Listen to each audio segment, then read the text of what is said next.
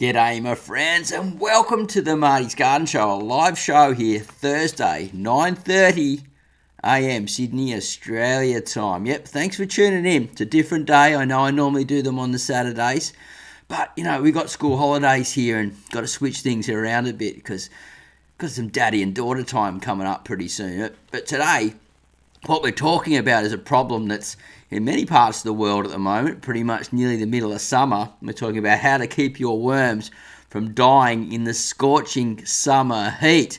Now, you can see here I've got a jumper on, so it sounds a bit weird that I'm saying that. I've got this is what I like to call me Ranch Wrangler jacket, and it's nice and warm around my neck, but it's cooking over there, I hear, in some parts of the globe. And it's been extraordinarily hot, a few people have told me. And I had Ace Tiger, one of our subscribers, write me a question. And I think I've got it written down here, actually.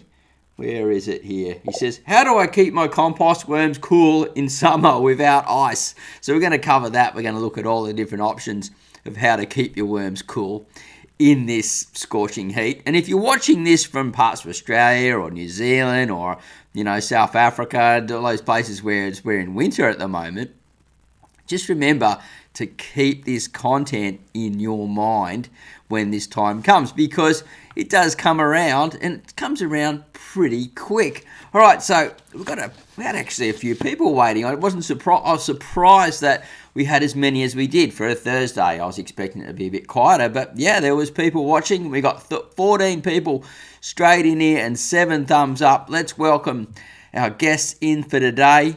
And it's awesome just to see you all here. James Coates. Morning, everyone. I'm working today, so I'll be listening in as I work. Well, morning, James. And hopefully I'm not disturbing you too much while you get that job done. Owain's Worm Farm. Welcome to the show. Awesome to have you here. Now, if you're new to the show, we have a Q&A near the end, and this is where we put the letter Q next to it. And as we're discussing, so I'll go through the content a little bit, and then we'll talk about your tips and tricks of maybe how you're keeping your worm farm cool, or the problems that are happening to you if you're experiencing a heat wave or just experienced one or about to experience one.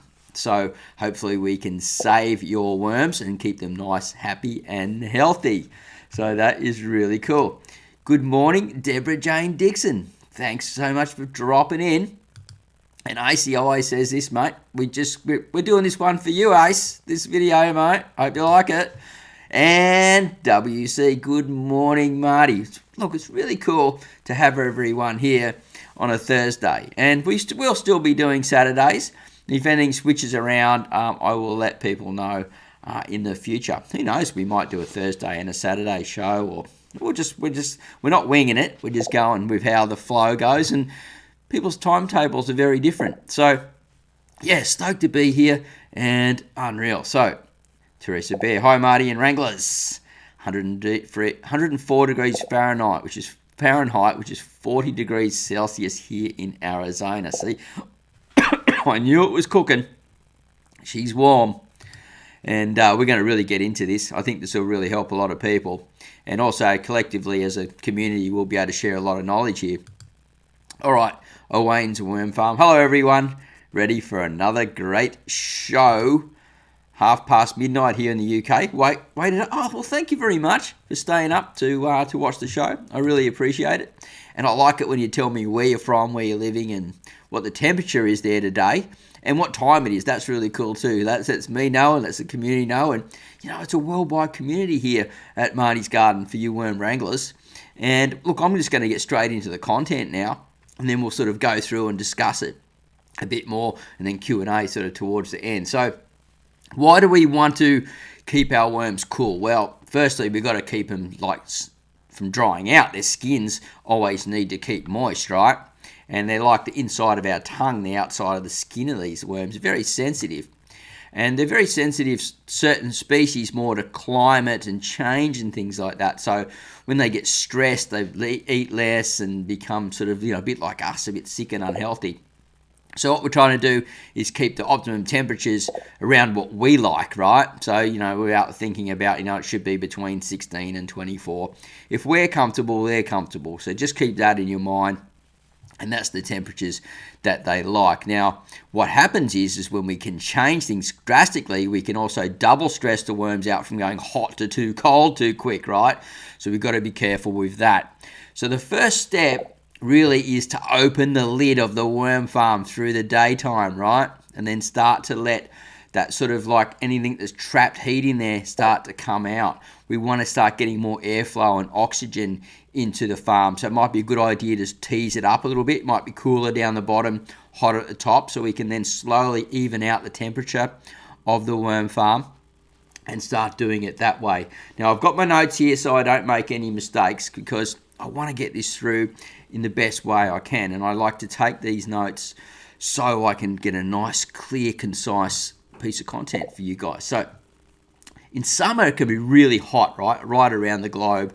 And I think we just need to be prepared before this happens. Now, if it's already happening to you, it might be a bit too late to be prepared, but we can still make this happen very well, because I've already given you a few good tips already, right? So the next part is, now Ace asked how to do it. Ace Tiger said, how do you do it without having ice? Well, we're going to sort of get into that a little bit further down as we sort of mention about what I believe you should do and what's worked for me in the past. It doesn't get too hot where I am, but it does get fairly hot. And yeah, it's just part of life in worm farming, right? Hot and cold temperatures depending on your climate. So yeah, when we're preparing, it's good to be prepared and understand what to do when these heat waves are coming. Now remember, when you leave the lids open, you want to close them up at night, because they will crawl around and escape more when it's warmer and try to move to other places, especially if there's a bit of humidity. They're happy to sort of get out and move around, so you need to close it in the night time, then come back and out and open it in the day.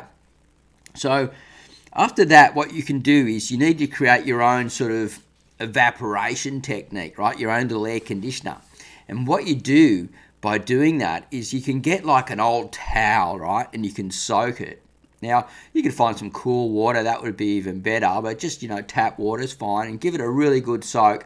Don't wring it all right out so much. Give it a really good soak and then put it on top of your worm farm, right? And then fold it into layers. If you can get 3 or 4 sort of thick, and so don't pack it down.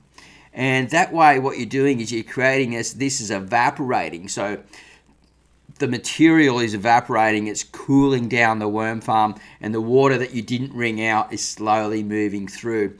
We don't want to go in and just flush the worm farm with water too quick when it's hot, because we're going to steal oxygen away from the worm farm, right? And that could be disastrous. It's okay to do that every now and again, like I teach in the Worm Wranglers members area, to get some liquid from your farm and to get your farm rehydrated. But we want to do that in times when it's not fluctuating too cold or too hot. It's sort of around those times when it's the middle of the day and we just pour some water in. We want to get some liquid out of the bottom to, fertilize our plants and rehydrate the farm. So, but when you put that wet towel, it's going to run down through just slowly, and it's not going to go through too fast and sort of go from the worms being hot to cold and steal oxygen out of the farm and things like that. So I find it works really good when you do sort of fold the layers up, and once they sort of then you just wet from the top down on top of the towel, right, with a watering can. And you'll find they'll start moving up and around and hanging at the bottom of the towel there, sort of just underneath. And if you feed then underneath that towel, they'll feel quite happy around there. So it works a bit like that egg carton sort of system, where we're sort of like feeding the top of the cups of the egg cartons, and it's slowly working through. And yeah, that works really great. If you've got an old towel and you just want to leave it there eventually, they'll just chew through it, as long as it's not too much nylon fibres and things that sort of going to get through and not break down any plastics and stuff that may be in the towel. Like, just go for a straight cotton towel would be the one, or an old, like I've got these old cotton blankets, and they work pretty good too. Excuse me while I have a drink there. So yeah, it's a great way to go, and that works really good for me. Now, the next step, what you can do, right, is then you can get some bottles. So you can get Instead of, you don't have to have ice yet, so we're covering this without ice, and then we'll talk about ice more towards the end. So you can get some bottles, some plastic bottles, and you can put it on top and wrap it in the towel. You don't want the bottles touching the compost so much. And what happens is those bottles will sort of evaporate as well, because it gets that condensation around the outside from the heat, and that will help keep the worm farm cool too. Now you can do that with ice, right? So this is what we're getting to. You can do that with ice.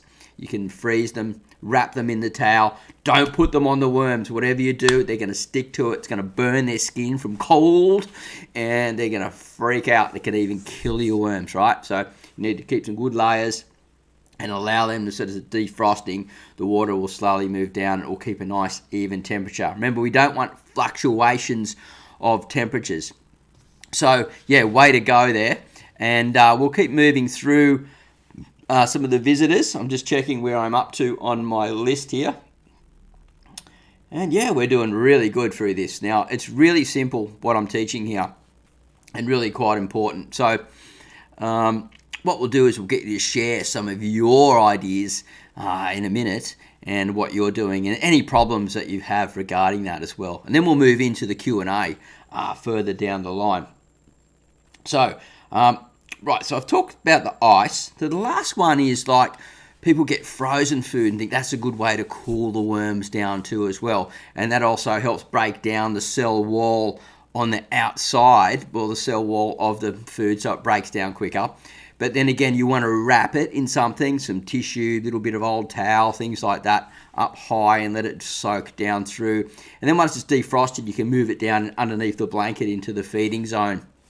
And you can cool down your food, the worms, and feed them at the same time that way. So, you know, there's some pretty good options there. And what we'll do is we'll have go into the community here, see what you guys have got to say, any problems that you may have had, or solutions that you've found that you've been doing and trialing or putting to the test.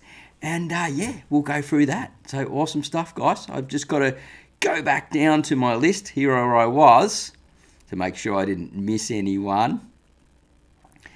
And we have New Soil Worm Farm. Hello, everyone. Ready for another great show. Well, thanks for coming. It's always awesome to see you here. Yeah, appreciate everyone turning up. We got 21 people watching and 17 thumbs up at the moment. Remember, when you're commenting, you're acting, you're giving us a thumbs up, it's letting YouTube, the algorithm, know that this is a great show, you're enjoying it, and then it'll reach out to more people. And then more people will learn about the benefits of worm farming and recycling waste at home and turning it into something amazing, something valuable, such as a worm casting. All right, so it's midnight here in the UK. Waited up to see the show. You know, I got that one before. So sorry about that, guys, if I'm putting it across to us. Good morning from Tomball, Texas. Good morning, 936 Brisbane.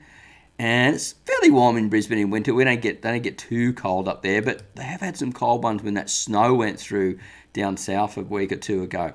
White Day Gravy Gardening and Worm Farm. G'day, hi everyone. Where are you again, White Davy? I can't remember, sorry. Jeremy Tarrant. Hey Marty, thanks for your videos from Alton, Illinois, USA. Hot here, but my worms are in the basement. Yeah, see if you can keep them indoors, and it's not too messy, and you're doing all that successfully, then that's a great way to do it, because you keep the temperature's much more stable. And I wish that I had somewhere indoors to do my worm farming. For a lot of it, I tell you the truth. But I make too much of a mess, and I've got too much stuff in the garage and not enough space. So yeah, if you've got any problems that's coming up with regarding heat, or a way that you do it, let me know how you handling the heat, or how you've done it in the past. Maybe any tips and tricks that you've done, or even something similar to what I've done. Just mention that. People like to hear that they're doing similar things to what are being taught. So I'd really love to hear that. Howdy, Marty from Palm Desert, California.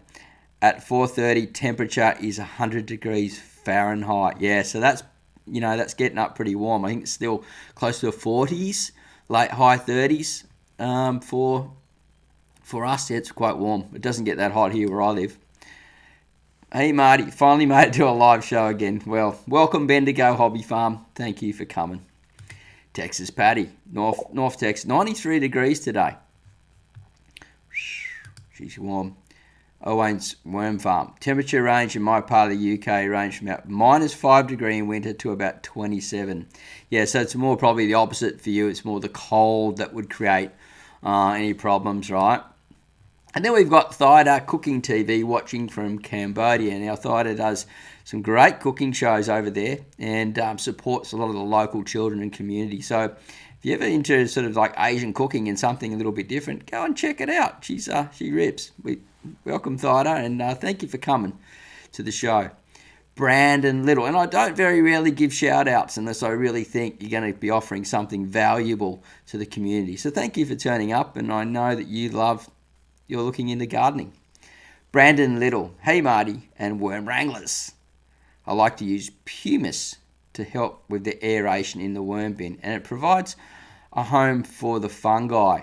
Yeah, that's a good idea. It's like a bit like the scoric basalt rock that I'm using in the bottom of my farms, and I think people can really look into that. The airflow would definitely help, and if you're growing, for growing like amazing plants, that would work really good. Thanks for sharing that. It's about cringiness.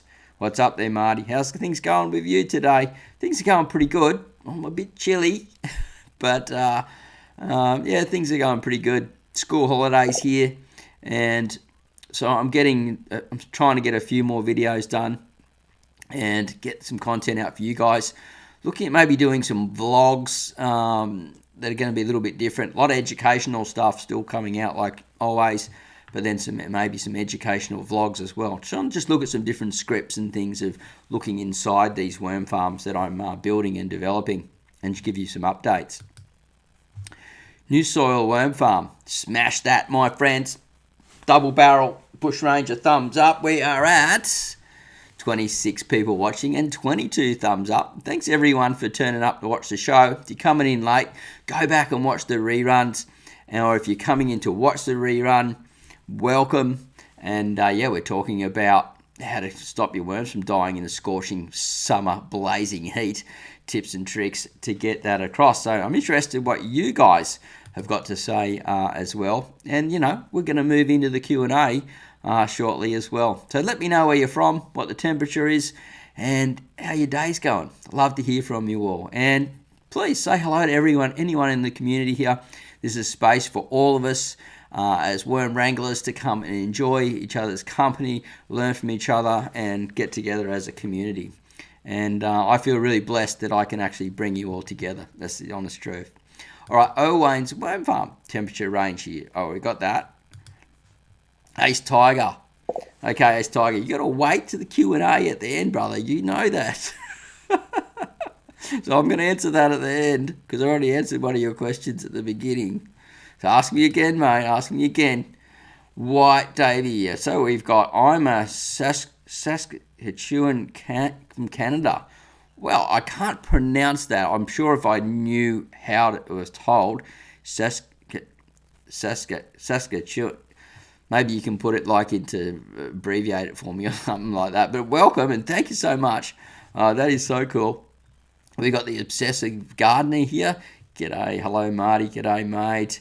And out here in Watson, California, it is 63 degrees Fahrenheit. So that's pretty good. Pretty good temperature for those compost worms, I'd say. And awesome to have you all here today. Now, if you want to fire away with any questions, please do. I'm happy to answer them and to do the best I can to get them out to you today. We've been running for about 19 minutes now. We've got 25 people watching, 25 thumbs up, and hopefully you've got some really good value out of the content that we put out so far and will help you. So just to quickly abbreviate it and break it down, it's a good idea to leave the worm farm open, get a nice towel across, get it really wet, lap it down with lots of laps, and then close it at night time so the worms don't escape because they'll come out with all that humidity. And then, feed under the towel and then just wet the towel down from the top. And if you've got some ice bottles, you can put them on top and wrap them a bit, and that will slowly leach down into the system. But it's the towel, the nice thick towel and the layers, when it's drying out, when it's evaporating, that'll create that sort of air conditioning, cooling effect for the worms. And they'll eventually come up and find their spot where they like to be, either under the towel or just below the towel, down about an inch or so. They'll find their optimum temperature there. Now, if you're expecting to get, a month of hot weather, just leave it there and they'll just start eating into the towel and just start feeding under the system. But I wouldn't feed right under the towel, sort of pull the material away a bit and bury it down a bit, sort of down deeper there. So, and then just sort of keep an eye on them, on how they're going. Just remember to close the lids, because, sometimes I've done that and I've forgotten. And for me, it doesn't matter if some escape because I've got so many. But, when we're just starting out, we're trying to get stocks up, it can be important to hang on to as many as we can. All right, so I think you asked Ace Tiger, what's the best worm? That is a really hard one to say, but for beginners, because you're a beginner, I would say the tiger, mate. The tiger worm's the one for you.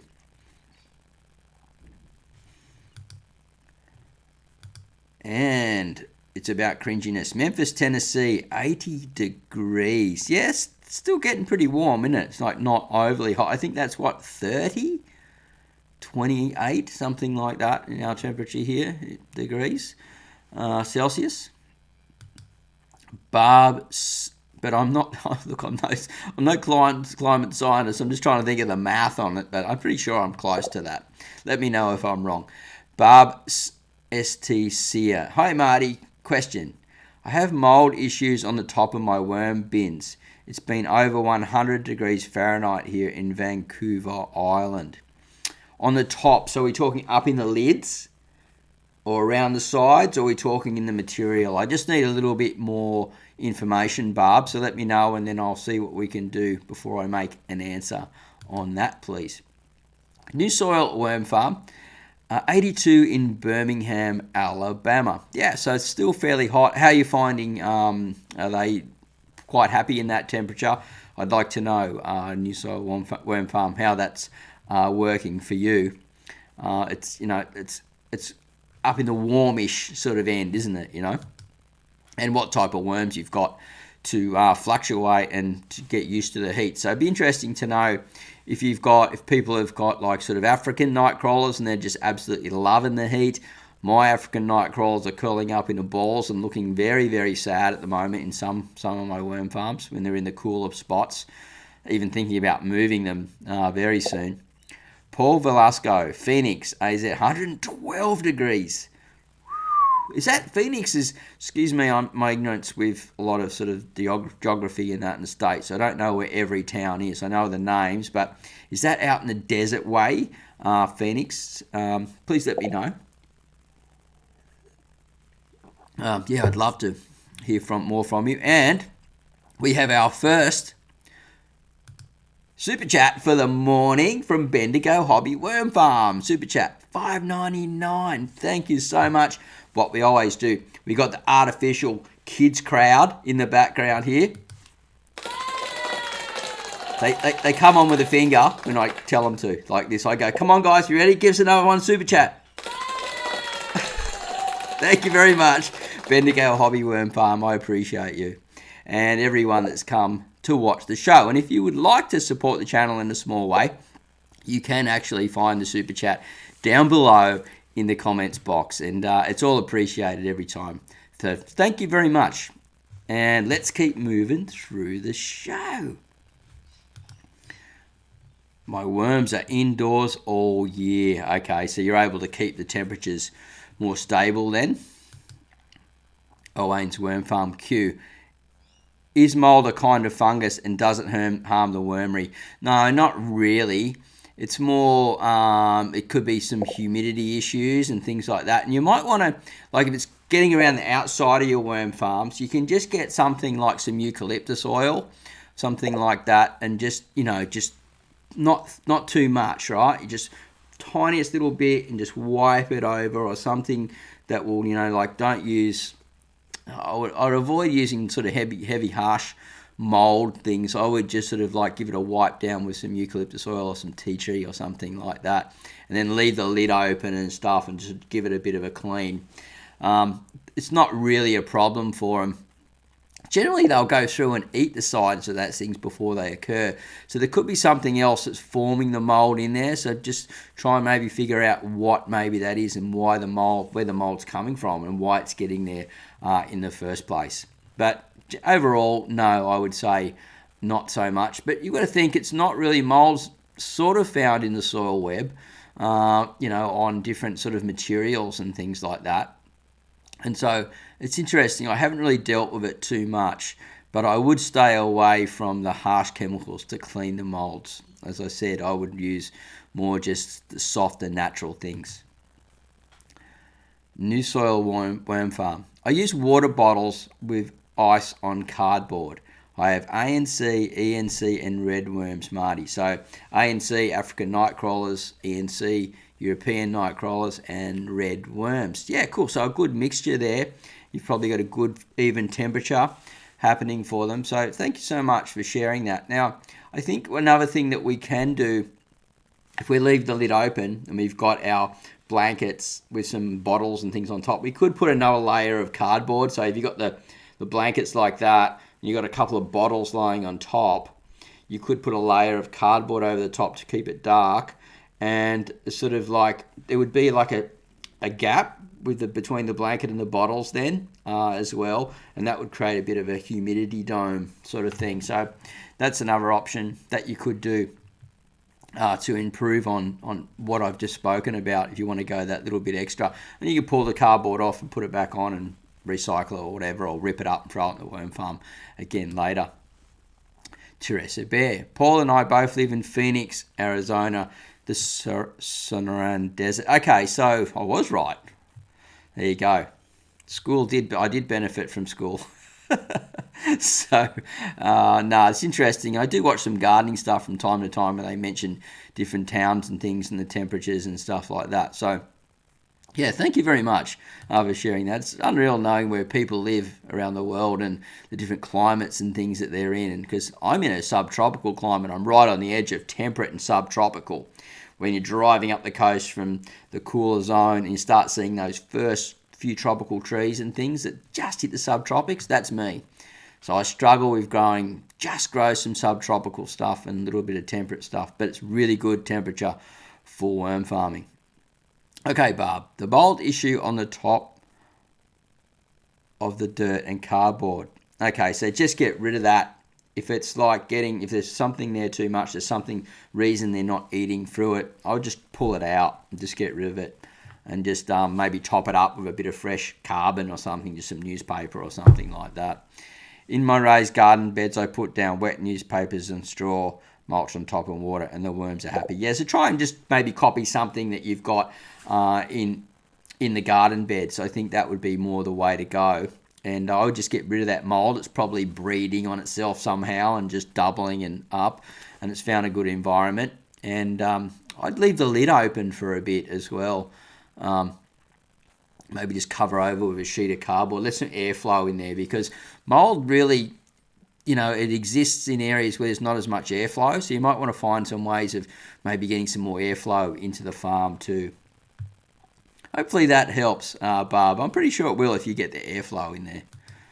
Teresa Bear, are your worms indoors? No, mine are all outside. If you watch, I don't know if you're asking, you're asking someone else, sorry. 2-litre bottle of ice is working to keep the bin cool. Completely melted down by the end of the day. Replacing the bottle every morning. Love the towel idea. We'll give it a try. Yeah, no problem. Let us know how you go. Maybe you can try it, like I said, wrapping it or placing it on top and see what sort of works best for you.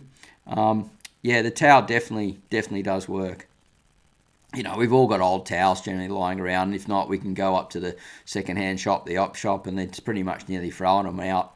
You could use old tea towels or anything like that. But I find the thicker the towels probably the better, because it's nice to get a good thickness, a good couple of inches. So, 2.5 to 5 centimetres. And we'll just, they're having a chat here, so we'll just put that across. We've got Wayne's Worm Farm yet again with another question. I know this is a show regarding heat in your wormery, but will cold be in a different show? We can actually talk about the cold now if you'd like. There's no problem with that, Wayne's Worm Farm. It's not something I deal with a lot, but when we do these live shows and I read questions and I'm looking and I'm researching, I try and take in as much information as I can. And I have answered it quite a few times in live shows and different things, talking about the cold. So I'm happy to go over that. And people can join in because, we've got other people here that have extreme temperatures that go from really cold to really heat. And they've got a lot of knowledge on doing this because they're the ones actually doing it, right, and putting it out there. So, yeah, happy to talk about it. And if everyone else is happy to talk about it, because we're moving through quite well.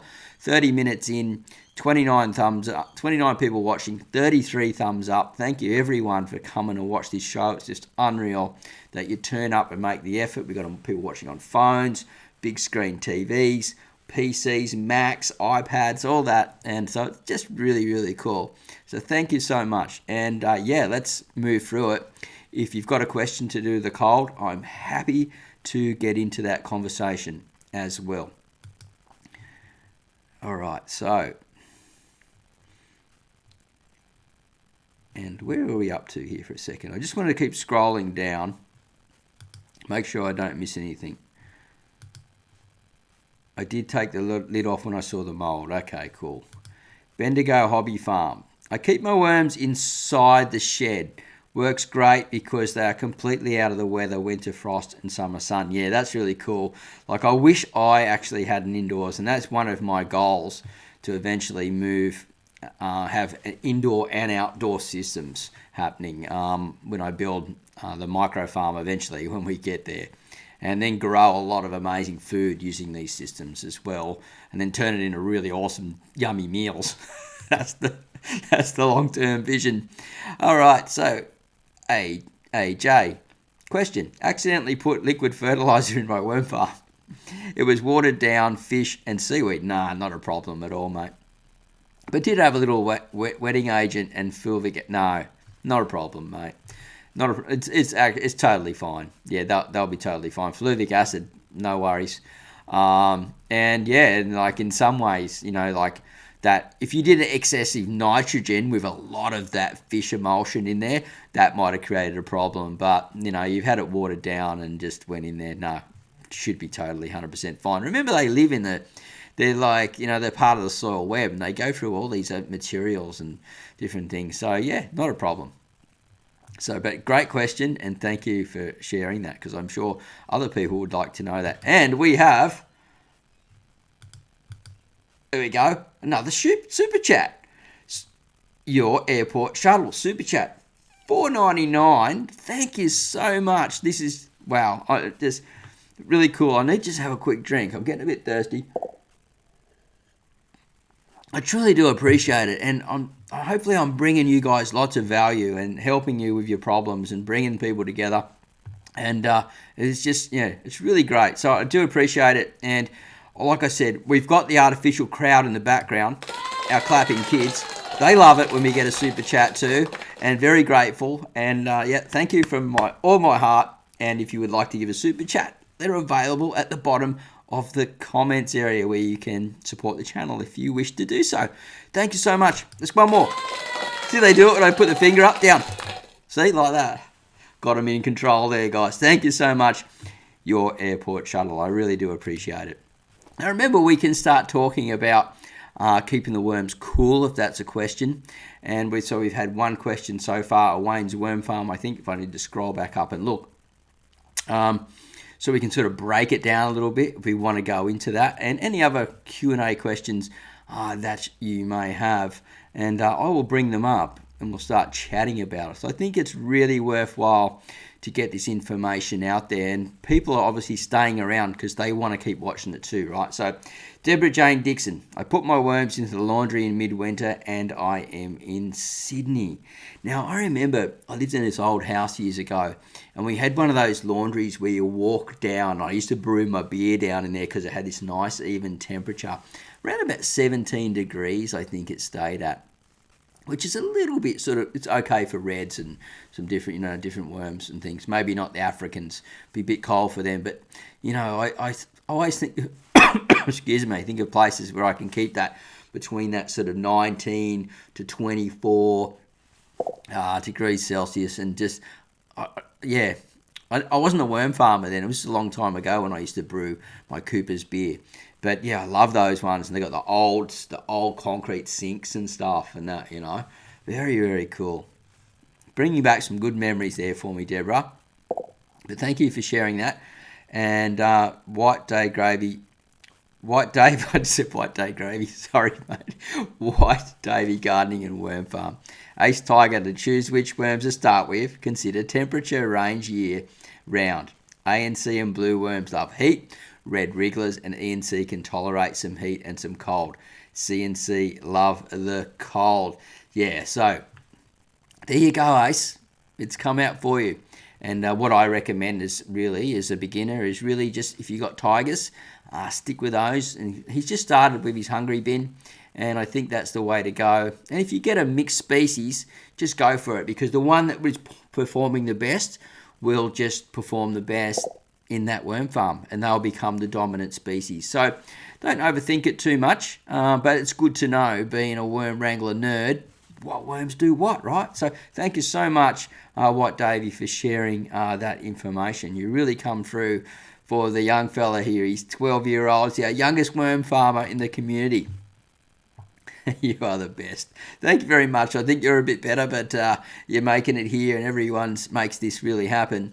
We've got 25 people watching and 37 thumbs up, which is really cool. We've gone way above the threshold of people watching to thumbs up. And it's really cool. So thank you very much. And man, it's just rolling out today. I think people maybe want to hear the fake kids clap. What do you reckon? I reckon they want to hear a clap. Teresa Bear, Super Chat, $10 from Teresa Bear. Question. Let's just give you the clap before we go to the question, okay? Because the kids are waiting. Ready? 1, 2, 3. Yay! Super Chat. Thank you so much, Teresa Bear. Hang on. Oh, they were a bit slow that time. We got them. Hey, thank you very much. Question. Before you started using the egg cartons, you recommended burlap jute Hessian fabric in the farms. What does that do for the bin? Okay, this is a great question, actually. Let me think about this for a second.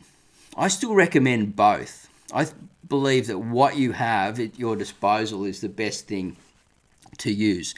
Now, there's a few different types of this burlap jute, right? Now, what I'm finding is the old sacks, the old potato sacks that haven't been coated in any way, it's just a straight fibrous material. It's a thicker bag, and no one's sort of trying to make money from these bags. It's an end waste byproduct that gets turned over until the bag falls apart and they stop throwing potatoes in it. I really like those bags, that fibrous material. The bacteria seems to attach onto it much quicker than some of the other ones, which I'll mention in a second. And so it laps over each other really well as well. And sort of you start pouring the liquid, the leachate that comes out of your farm over it, and it starts coating the bacteria on there. And then they start moving through those levels, and they start eating the bacteria off it. And they like to lay cocoons between the levels and find spots, even temperatures, to hang out and breed. And so I really like burlap still, and I do have it on one of my farms. That's the video's coming out, I think, next week. Another DIY worm farm where I show a little bit of a technique of how you put it on and fold it back and stuff like that. I don't really talk about that so much, but I do use it. But the thing is, the stuff that I've bought recently, unless I get it from the potato sacks from the local shop, and they always tell me they're dealing with plastic bags, and I'm like, they go, we don't have many for me anymore. So it's getting harder to get. And the ones that I bought, I think it's got some type of lacquer. It's like shinier surface. And I think it's got some type of lacquer over it. And it takes much longer to break down. And that would be because they just don't want the material to waste away. But we want the opposite, right?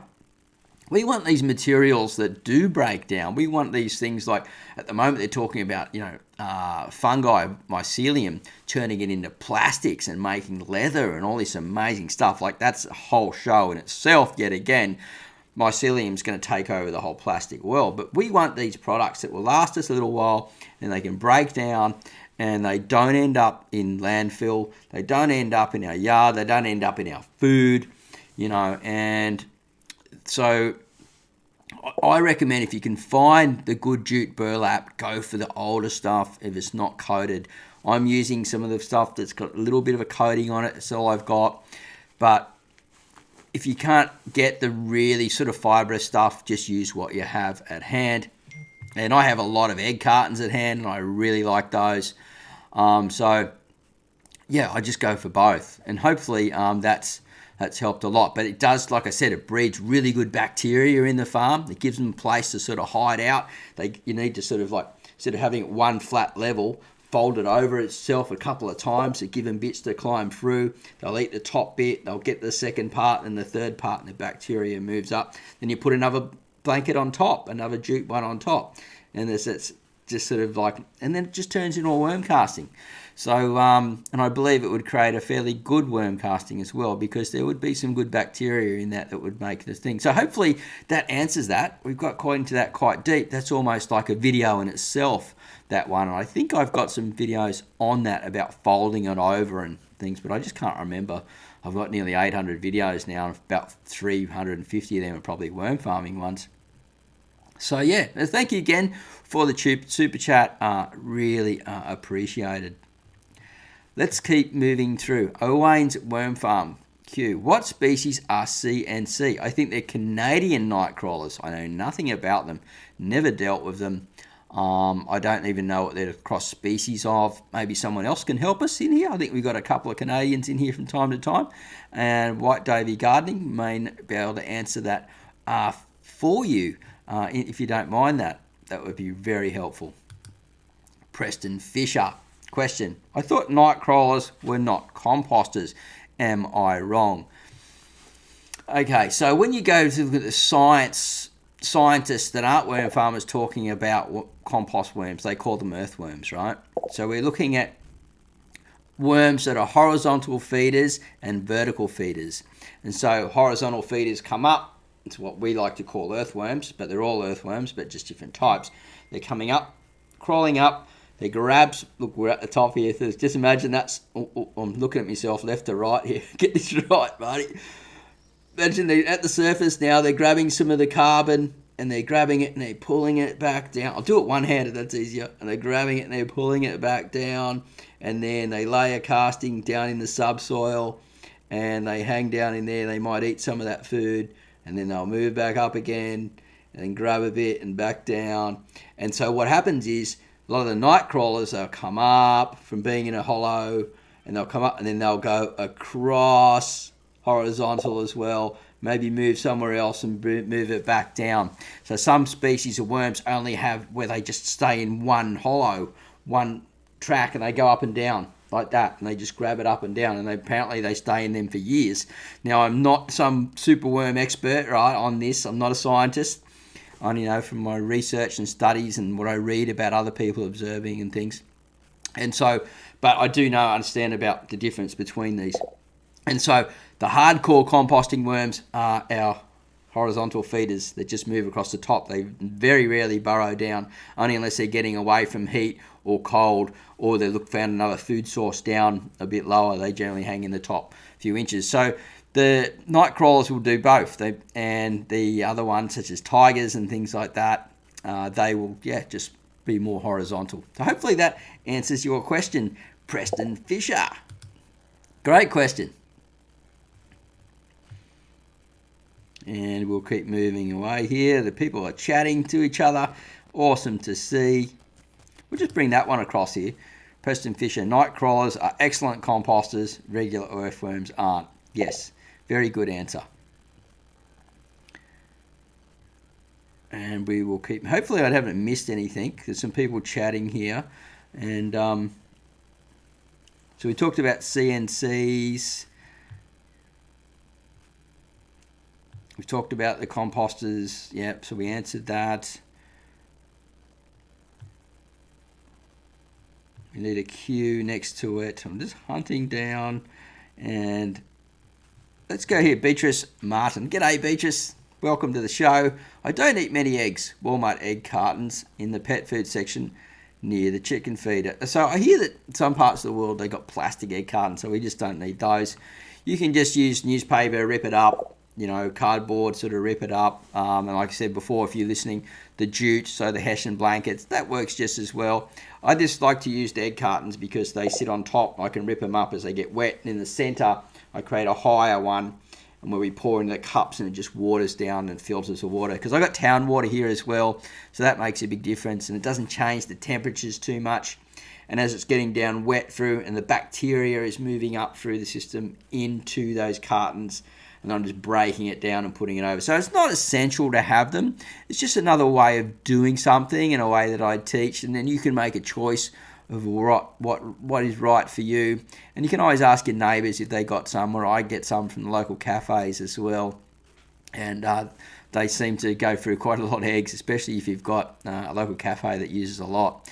So hopefully that helps. And don't go wasting your money on egg cartons unless you just want to do it for a bit of fun. There's always other options. So just find out like at different cafes and things like that, because some of them still might have the old jute Hessian sacks, and happy to give them to you. It's because they just throw them into the bin. I think even like hemp fibre will be a really good one in the future, but there's too many issues around it in Australia with legalities, but maybe in some parts of the States and things, I think that's probably a way to go.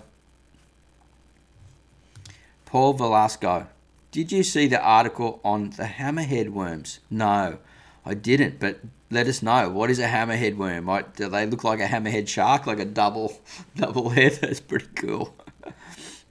It's about cringiness. Your CNC I found in a bait shop, Canadian night crawlers. Well, thank you much for sharing that about cringiness. I have heard a lot about them, but I think you can only get them in Canada. I have never heard of them being here in Australia, imported anyway. And some great conversation going on here between each other. So I'm just sharing some of that as we go through. For AJ and Teresa Bear, I got Hessian sacks that were used for coffee beans. Did have the weird coating that the potato sacks have on them. Yeah, okay, so some have the coating and some don't. If you can avoid the coating, yeah, but the coating does eventually sort of wear down. It doesn't seem to affect the worms from what I've found so far. Really great to see everyone talking and chatting amongst themselves. And again, thank you so much for the super chat, guys. It really is, I'm really grateful for it. And if anyone wants to give a super chat anytime, it's always available at the bottom of the comments box. And you will get the clap from the artificial kids that come on signal. 18 bees. Hello, guys. I started putting egg cartons in my work bins now. That's okay, right? Yeah. That is perfect, mate. Let us know how they go when you're in the next show around the Q&A area. We're having a chat. Keep us updated. And anything that I'm sort of putting out into the videos that you guys are trialing and implementing, let us know if it's working for you, or anything that we might like to do. Maybe we can fine-tune it, or something that you found that you'd like to share, that you've taken it just that little bit further than what I have.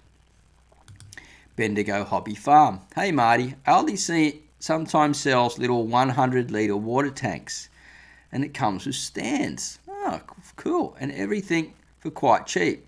Worth the investment to pour the rainwater through your farms. I think so, yeah. I've been collecting a lot of rainwater recently, so I haven't been using tap water much because it's been raining so much. And I do have drums and bins out and things like that.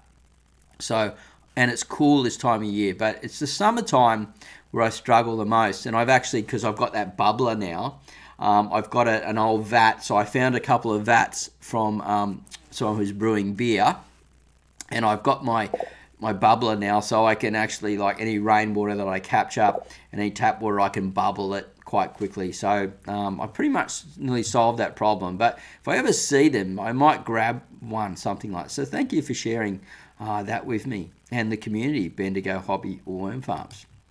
Jan Harrell. Do look like a hammerhead shark. Dun, dun, dun, dun, dun, dun, dun, dun. Classic. I'd love to see a photo of one of those. I'll have to have a look at it one at some stage. Yeah, that would freak me out too, Paul. Totally freak me out. Oh, worried worm farm.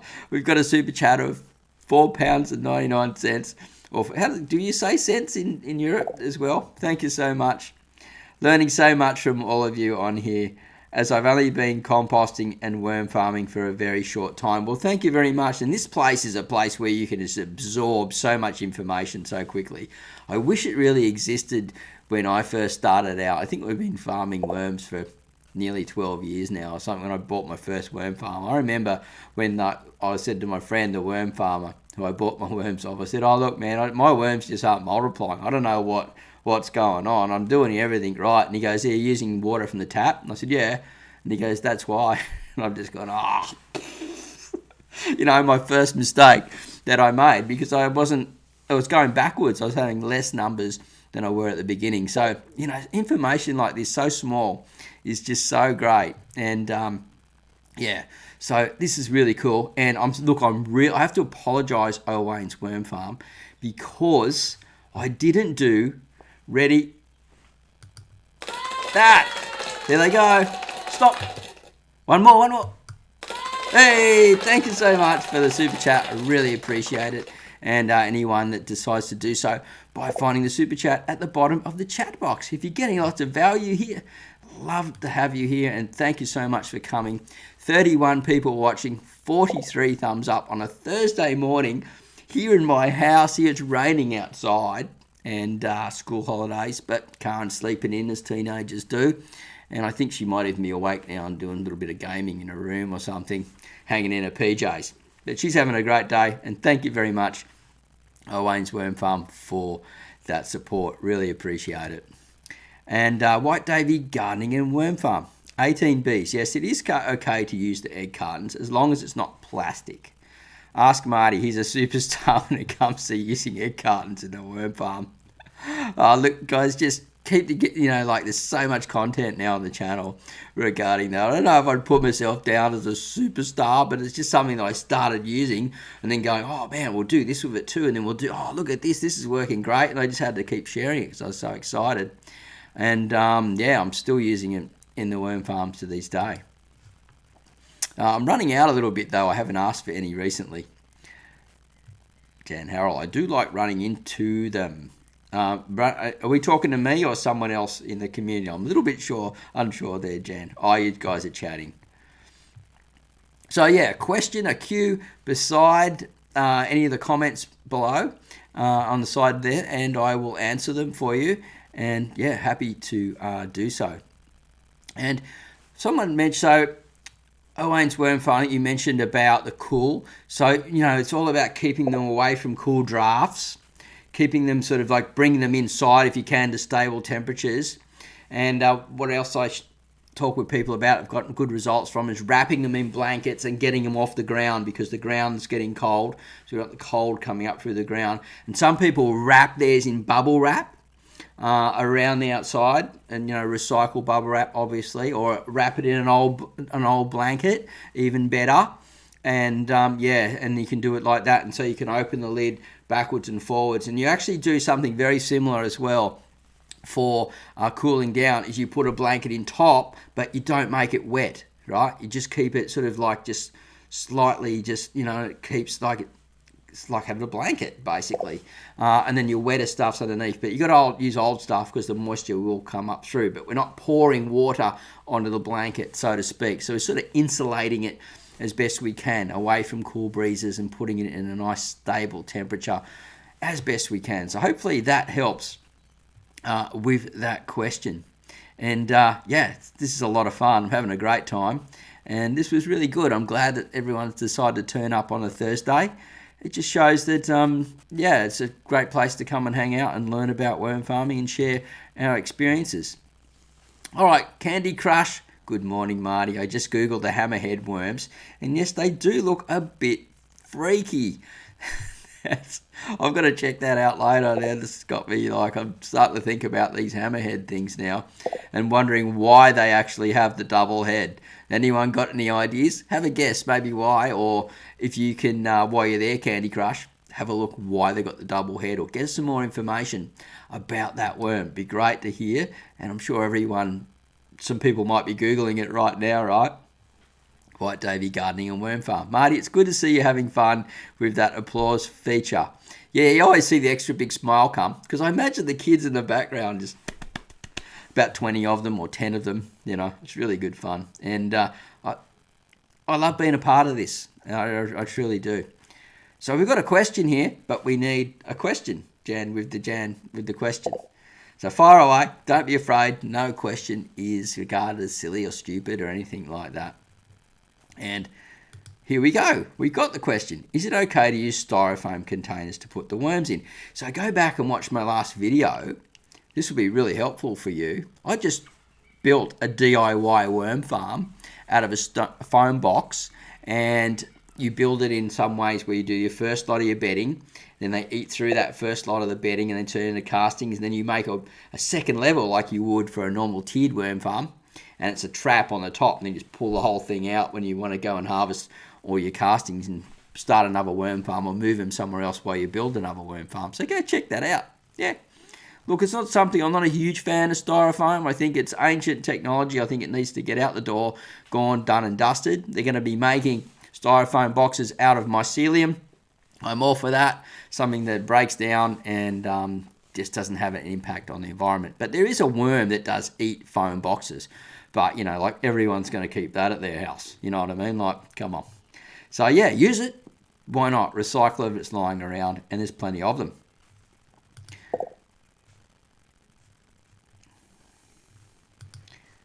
I've got to go, guys. It was fun hanging out with you guys. Unreal. Thank you so much.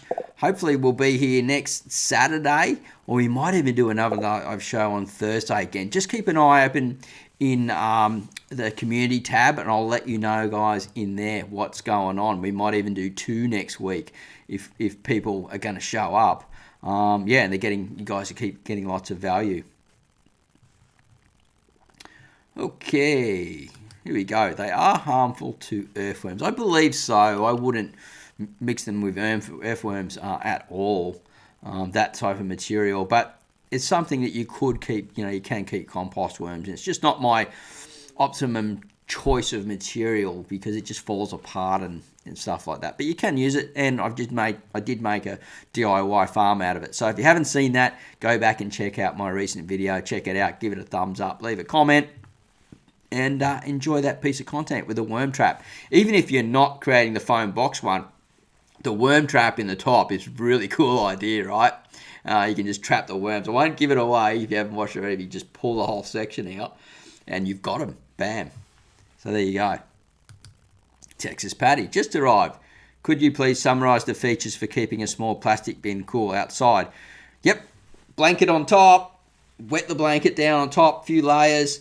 You can put a couple of bottles on top and let that sort of soak down slowly. Don't pour too much water in your worm farm straight away. It'll suck out all the oxygen, and just let it, and then just wet your blanket down slowly and close the lid back at night. And if you want to get more deep into that, go back Texas Patty later and watch the beginning. It's only the first 10 minutes. I think it goes through pretty quickly, and some other people have got some great ideas and content in here. But that's a quick summary for you. The hammerheads eat them. Hammerheads? They like hammerhead sharks. Did I tell you about they were surfing the wave the other day and a shark was swimming out to sea in really shallow water, and I'm just going past and it went like that, and I just looked down at it and go, ooh, sharky. Yeah. Wasn't a hammerhead though. Question, airport shuttle. Can worms be sold across countries like from Australia to the US? I don't think so. There would be problems with that. I've never heard much about it, but I highly doubt it, just because of contamination issues and things. Australia's getting really gnarly about even just bringing seeds into the country. So I know you wouldn't get them into our country from country to country. But across, we've got to come across the ocean. So I don't know across borders and different things like, say, America to Canada. That's not really an answer I can give you, sorry. I wish I knew. It's a really good video, the DIY styrofoam boxes approach. Well, thank you very much. I'm glad you enjoyed it. I thought it was pretty cool too. It's not one of my most popular videos lately, but I think there's some value there and something that people can use, whether they just don't even use it in the foam box, just the trap itself. But it's a good way to make a cheap system, and not everyone's got a lot of money, so it's a good way to get started. And so, we just give me a drink of water here, guys. Great show going. Absolutely stoked to be here. Remember, if you want to share anything about your worm farming experiences, the good, the bad, the ugly, or anything to do with, we're talking about the hot, and then we're sort of talking about cold as well, or people that are going to have to deal with sort of those two elements, we can share our knowledge amongst the community and get those answers out there, or anything else that you've got to ask about sort of worm farming. Now, we've got 30 people watching. 46 thumbs up. That is just absolutely gold. Lots of thumbs up today. We've had quite a few super chats as well. So thank you so much for the super chats. We've been running for an hour and 24 minutes. And look, I've got my cup is 1/3 full. This is my cup that I got for Earth Day for appearing on YouTube for that. Nice glass cup, and it's like a rubber coating on the outside. And this is the way we want to go, I believe. This is the future, right? Package free, minimal branding, not so many stickers and all this stuff, with all this, just cut it down and get it nice and, so we can then, as worm farmers, then we can recycle it all and stop from going off into landfill. So I read something the other day that a head of lettuce can take months to break down in a landfill, right? And it emits a lot of CO2 gases and things like that. And so whether, we're talking about climate change, I'm not going to get into that side of things. But if we look at that material that's taking that long to break down in that system, could you imagine we're just piling it on top of each other? There's no oxygen getting in it.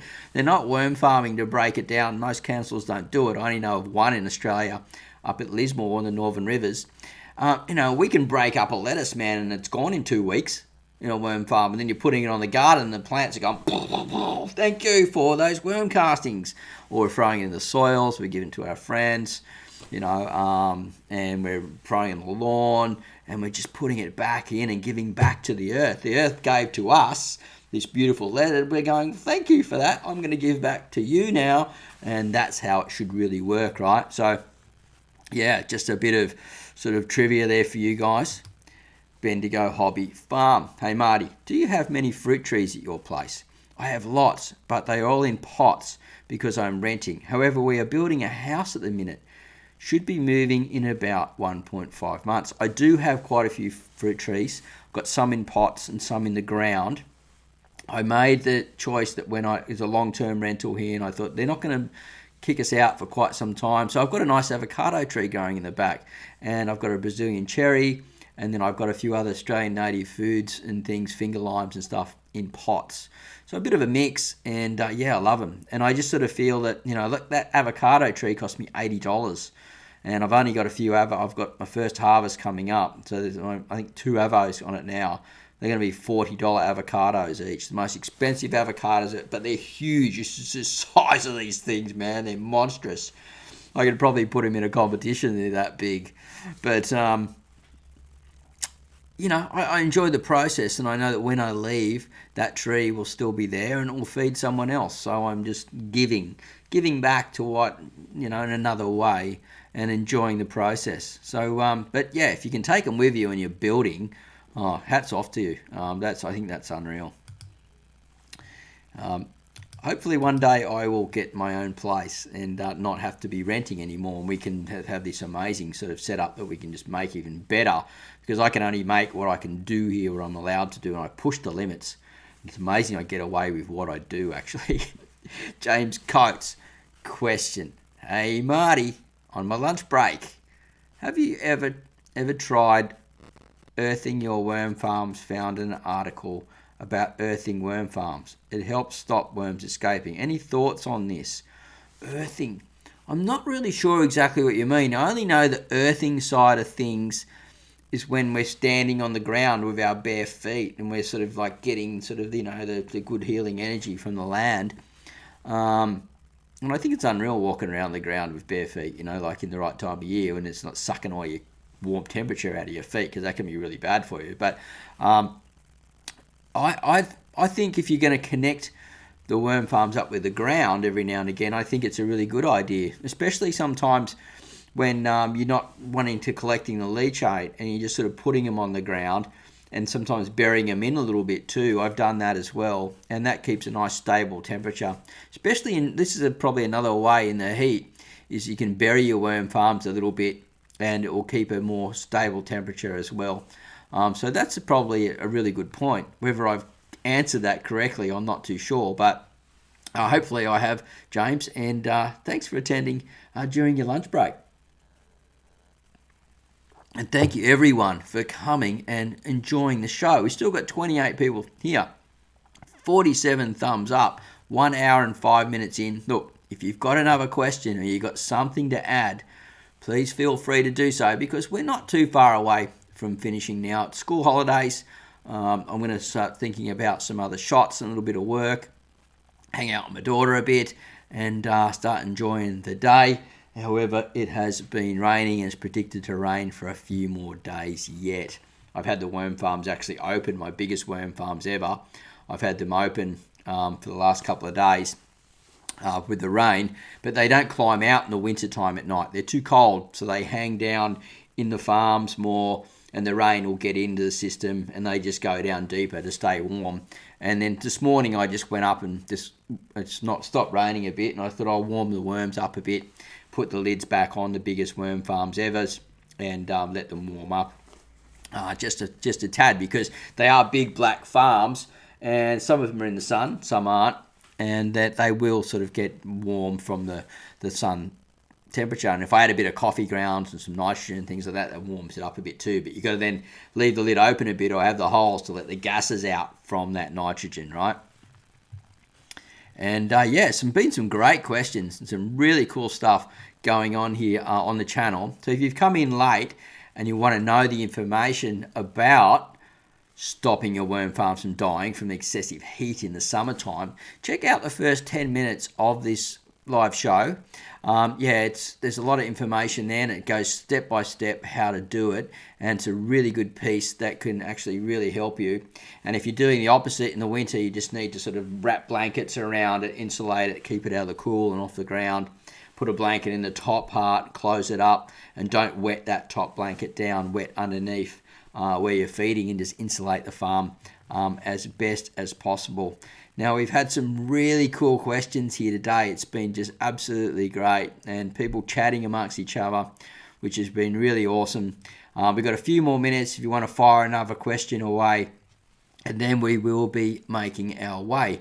That rhymed. I haven't come up with a rhyme for a while, but we had a rhyme there, so I cheers myself for that one. And if you're new to the show and you're just watching very quickly, you go, that Marty's a bit of a bonkers sort of guy, but I like having a bit of fun. We like bringing the videos out. I've only had sort of one video coming out on Wednesdays lately because, with the school holidays and things going on, been a bit busy. But I'm trying to get back onto 2 and then looking at setting up these vlogs if I can. And I'm really interested to know, before we close up, what you enjoy mostly when you're watching worm vlogging, and what value do you get out of it. Not like saying, I want you to do this or I want you to do that, because generally you ask me to do something and really you don't want that. You want something else. Subconsciously you want something else. And it could be the community side of things. It could be you just like learning different ways. You like to be involved in reading other people's comments. You just like to support the channels, things like that. I'm really interested in what the reasons why you like to watch worm farming vlogs and worm farming content, and think about it a little bit more deeply of what you really get out of it long term, sort of thing, other than just, some people might just say, I just like learning. I'm here just to learn, and other people want to be involved and be a part of something. and they want to see how other people are doing it. And so it's really interesting for me, and it helps me a lot with being able to produce that type of content for you guys.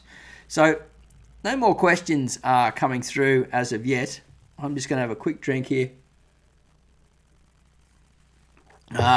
Things are toning down on the show. 26 people watching, 48 thumbs up. What we're going to do now is we're going to run through. So there's a video out on Wednesday. It's another DIY worm farm. It's a barrel type worm farm and an open sort of style one for outside, big surface area. Keep an eye open for that. That's a pretty good video and a very simple worm farm that you can make.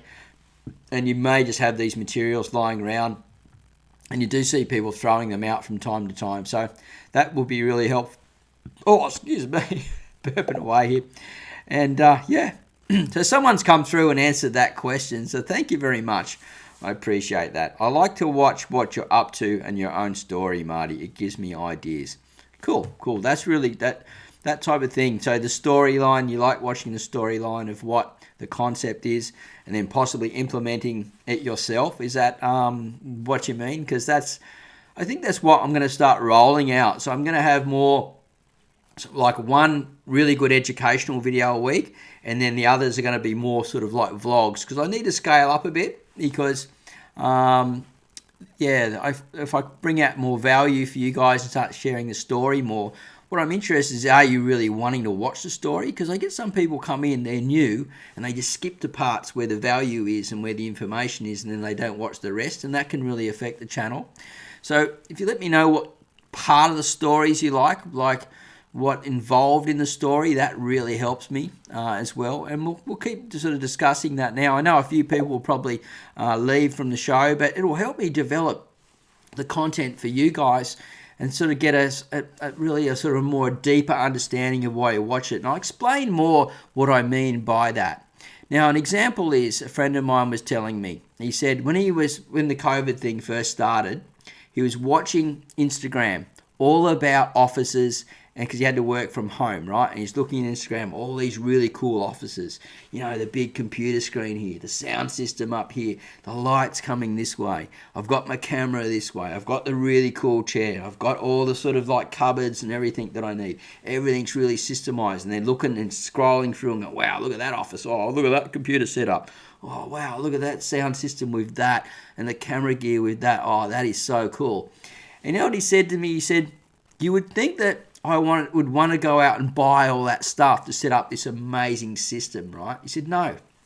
He said, what I really wanted was, subconsciously was, I was trapped in with the family and I was working in the kitchen. Everyone's running around like mayhem and I'm getting nothing done. He goes, I wanted solitude in my own space to work. So I was looking at this space, these offices, and that's really what I wanted. It wasn't the ultimate system. It was just that ultimate space to have the freedom and work and have the peace and serenity to get things done.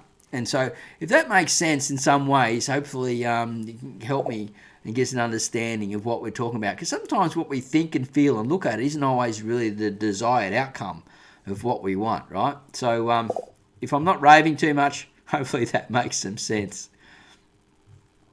Had a question about wool. I didn't see that. Sorry, I'll just run up. Can I use sheep wool packaging for bedding? Yeah, the lanolin takes a long time for it to break down. I've tried to use sheep wool and alpaca and stuff and the oils in it and things. So I would sort of avoid it. It's a bit of a nightmare to work with from my experience. Unless you can find some way to compost it a bit first and then sort of go from there. So hopefully that helps. Now, we'll just keep scrolling back down. So I had to scroll up to get to that question. Thanks so much for letting us know. Dan, how I appreciate and find great value in learning from others that share their experiences, both in success and failures. You provide just that. Well, thank you, Jan, for your feedback on that. I really do appreciate it, and it helps me get an understanding more for my audience. And you guys are here, like you're here watching the show, and if I can keep producing value for you guys in many different forms, even way from entertainment to education to, and lifestyle, then yeah, I'm happy to do that. Hey Marty, just when you're starting trying new things, example, the biggest worm farm ever. Okay, well, I'm going to do some updates on those soon. I'm going to start updating around the place. I thought people weren't wanting to watch the vlog so much. So it's interesting to know that you do. So yeah, that's really cool. Thank you, Marty, for taking your time to guide us and fellow worm wranglers. Well, thank you. It's my pleasure, and it's just unreal that you're here. I raise Dendrobedia worms for food for my axolotls, also for worm compost. Yeah, the axolotls is the lizard that drops its legs, right? That's got the gills on the side that can breathe air and stuff. Pretty cool animal. I wish I had one of those myself. But being a renter, it's too hard to move all these things around. But yeah, that's really cool. And I like the concept of people like feeding them fish and things like that, and live foods and stuff. I think that's a really cool way to go, which is for your axolotls. Brother other, I really enjoy content about experiments and the science of it all. Go worm farmers. Yeah, so the science. Do you think that the other guys, the other channels that do the sort of the deep diving into the farms, would that be more in the science line of things, or is we talking about a certain type of worm that does this, or is it the observations of what they're doing and what they're feeding on and why and where they're moving to? Yeah, I'd like to know a bit more on that, brother other. And yeah, I'll just have a little drink of water here. We'll go for a few more minutes yet, and we will finally head off soon. We've got 26 people watched, 50 thumbs up. 1 hour and 15 minutes, and it's been a great show so far, and hopefully you've got a lot of value and it's going to solve that problem. Now, if you're coming in late, make sure you check out the rerun, and then you can watch the first 10 minutes, and I talk about the system of how to stop your worms from dying in the summer heat, in the scorching summer heat. And it's really quite simple, and you can implement it from anything that you've got lying around the house. So cheers to that. 50 thumbs up. We've doubled. We've gone 50. That's amazing. 27 people watching, and stoked that you're all here. So thank you very much for being here. I really do appreciate you all. We've been going for quite a while. So what I'm going to do is get you to start saying goodbye to everyone inside there. If you've got a question sort of like that's going to fire through right before, there is a bit of a delay on this goes through. It can be up to 20 seconds for me. So sometimes comments pop up right near the end. But stoked to have you here, and I really enjoy the process of saying goodbye to you all and treating this as though you guys are here with me. I know this is virtual around the world. I so wish I could have like a hall where we could all sit and meet each other face to face. I think that would be absolutely amazing. But, we've got what we've got, and I'm just stoked that we've got that. And so I enjoy the process of saying goodbye and people talking to each other. And yeah, so thank you. So Owain's Worm Farm, good info as usual, Marty. Thank you. Look, we're going to be here possibly next Thursday, definitely 100% next Saturday. Keep an eye on the community tab. I'm going to start trying to put some little posts in there and things. And if you guys are getting there and thumbs up and comments in there and stuff, that community tab image will share around a bit more. And I can share sort of information and updates. I'm not really an Instagram person or in Facebook much. I'm pretty busy with being a dad and being, running my business here, running the show, and all my effort goes into this space here. I should be on other places, but I just don't have the time. So, yeah, please start saying goodbye in there, and I will start sharing that across to everyone so we can all watch it and enjoy being a part of the community. Hi, Marty. Is there a minimum size of a worm farm? Have a look at the Maze Worm Farm. That would be about the minimum size that I would recommend. So I think they hold about 15 litres. But I'm not sure what that litres is without looking it up in Google, depending on what sort of measurements you use. But yeah, the Maze Worm Farm would be about as small as I would go, if that helps. Cocoon core for bedding. I really like it. I've got a video about being careful about certain cocoon cores. And I can't remember the title of it now, but if you put coconut fibre or coconut core into my channel, type it up there, it'll show you which ones what to avoid. I just avoid using that cheap stuff that they sell in the garden section for like improving the bedding and stuff, like improving the ground. It's full of salt. It's not a good material. You want to use the coconut coir that is sold with worm farms or sold in a worm farming section, and it doesn't have all that salt in it.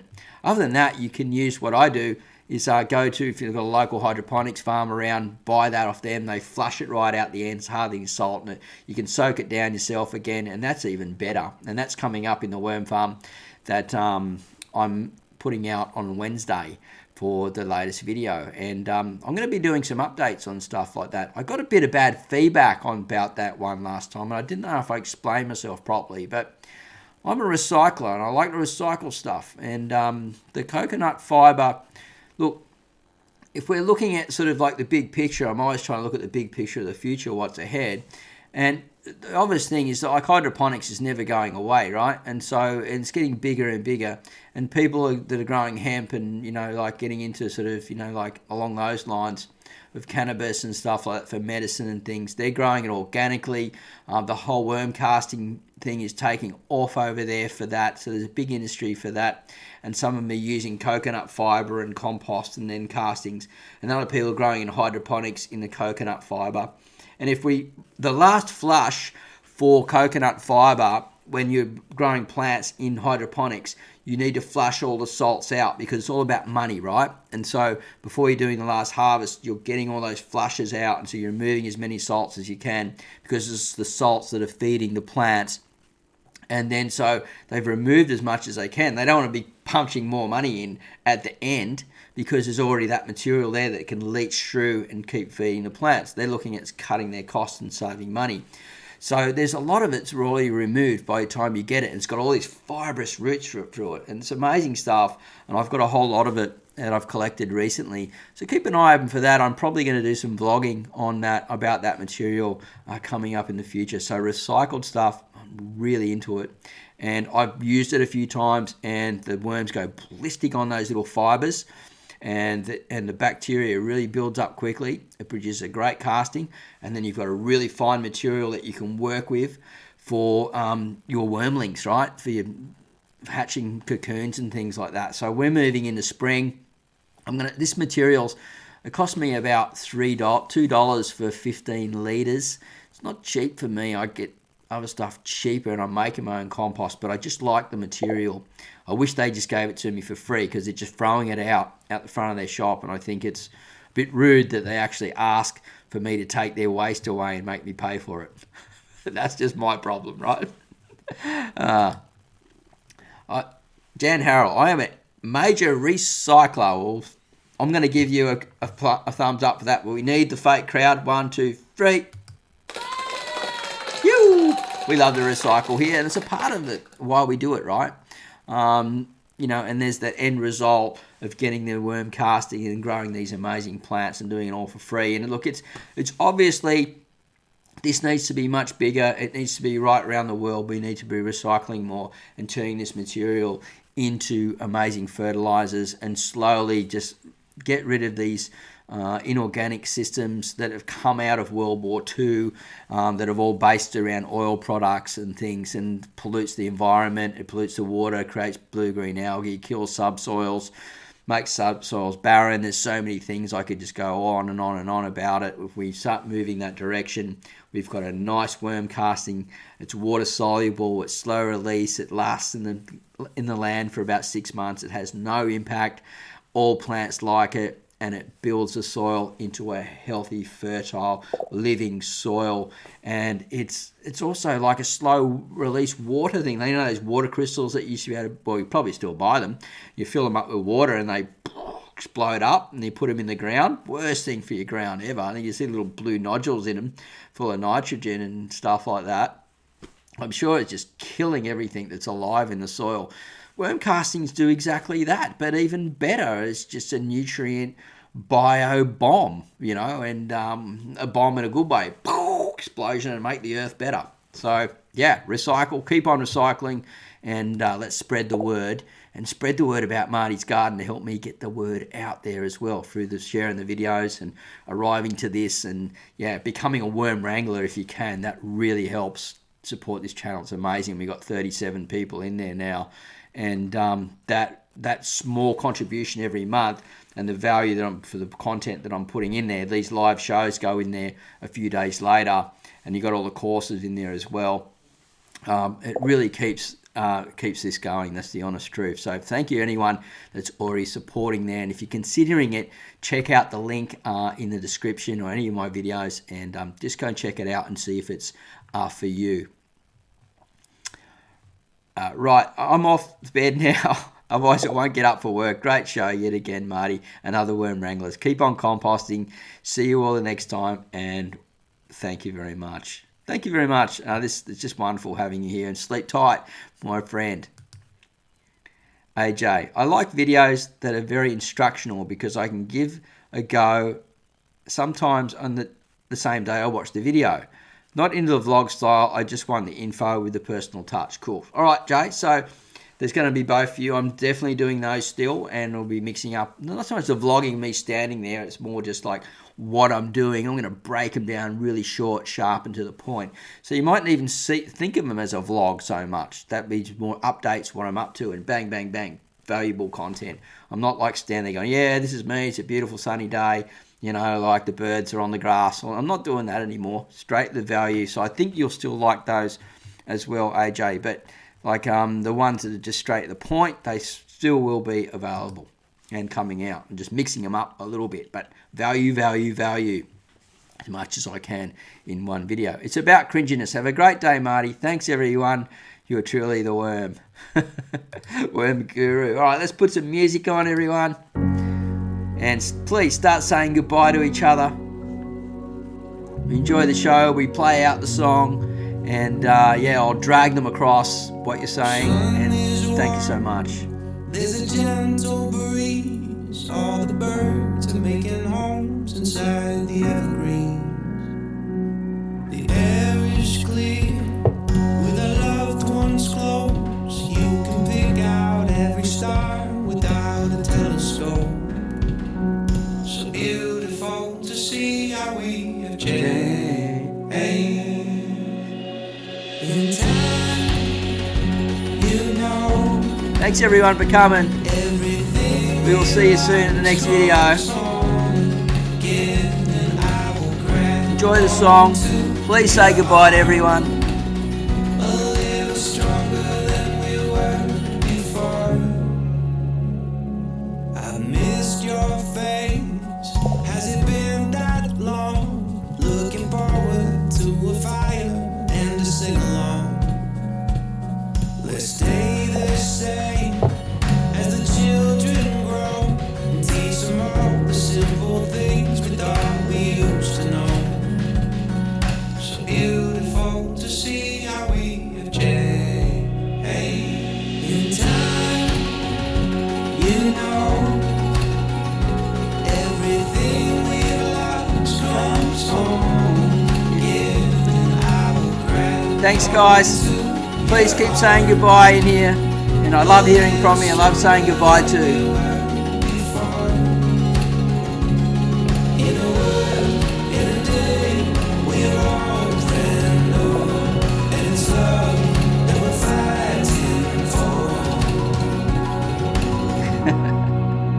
I have.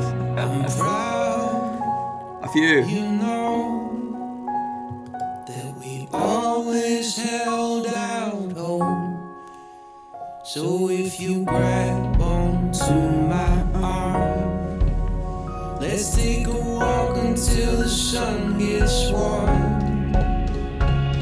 In time, you know, everything we lost comes home again. And I will grab onto your arms, a little stronger than we were before.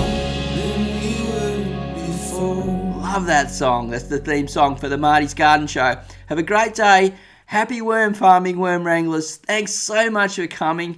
I truly, truly have my heart for all of you, and I'm just so grateful that you all come to watch the show and be a part of this live. We will see you at the next video, and keep an eye open in the updates when I put them out, not so much in the videos but in the community tab, and I'll see you at the next video /live show real soon. Bye for now.